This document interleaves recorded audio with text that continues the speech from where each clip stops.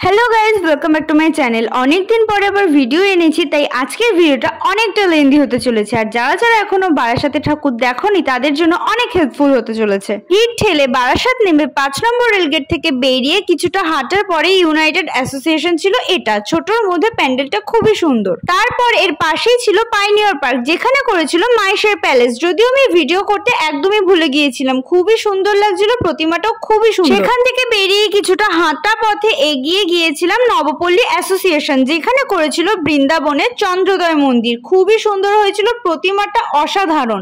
যদিও এখানে ভিড়টা একটু কম ছিল তবে প্রতিমাটা অসাধারণ ছিল। আসল খেলা তো এর পরে শুরু হয়েছে। নবপল্লী অ্যাসোসিয়েশন থেকে বেরোনোর পরে বারাসাতের অন্যতম প্রধান আকর্ষণ ছিল দ্বারকা। তবে প্যান্ডেলের সামনে অবধি পৌঁছতে প্রায় 1.5 ঘন্টা সময় লেগেছিল। এত লাইন আর এত মানুষ।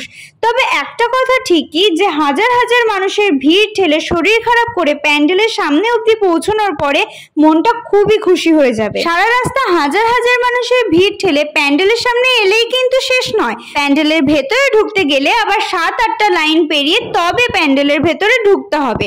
তবে প্যান্ডেলের ভেতরে ঢোকার পরে প্রধান আকর্ষণ হচ্ছে প্রতিমা, একদিকে কৃষ্ণ আর একদিকে কালী। আর প্যান্ডেলের চারপাশের কারুকার্য আরো বাড়িয়ে তুলেছে প্যান্ডেলের সৌন্দর্যকে। যাই হোক, মনে সন্তুষ্টি নিয়ে সেখান থেকে বেরিয়ে আবার গিয়েছিলাম নবপল্লী ব্যায়াম সমিতিতে যেখানে থিম ছিল নির্মল। এই প্যান্ডেলটা ছিল ওপেন, তবে এখানে সব থেকে সুন্দর ছিল প্রতিমা। এখান থেকে বেরিয়ে হাঁটা পথে গিয়েছিলাম I&S এর এই প্যান্ডেলটায় যেখানে থিম ছিল শিশু শ্রমিক কমানো।